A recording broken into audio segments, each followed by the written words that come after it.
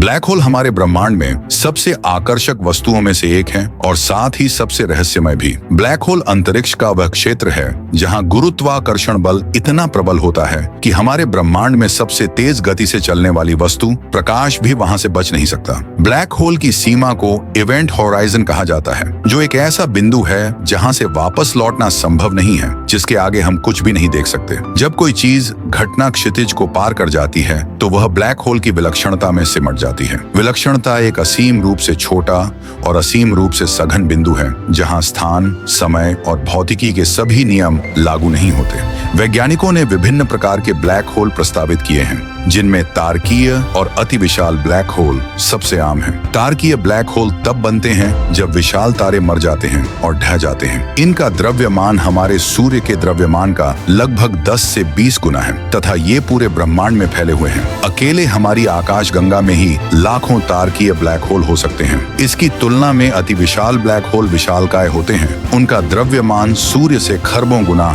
अधिक हो सकता है। वैज्ञानिक अभी भी यह पता लगाने में लगे हैं कि ये अति विशाल ब्लैक होल कैसे बनते हैं, लेकिन हम जानते हैं कि वे हमारी आकाशगंगा सहित लगभग हर बड़ी आकाशगंगा के केंद्र में हैं। हमारी आकाशगंगा के केंद्र में स्थित अति विशाल ब्लैक होल को सैजिटेरियस ए कहा जाता है, जिसका द्रव्यमान लगभग 4 मिलियन सूर्यों के बराबर है तथा इसका व्यास पृथ्वी और सूर्य के बीच की दूरी के लगभग बराबर है।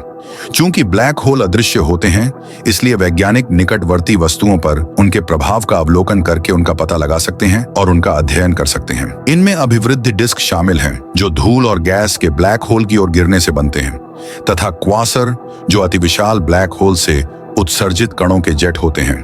20वीं शताब्दी तक ब्लैक होल लगभग अज्ञात थे।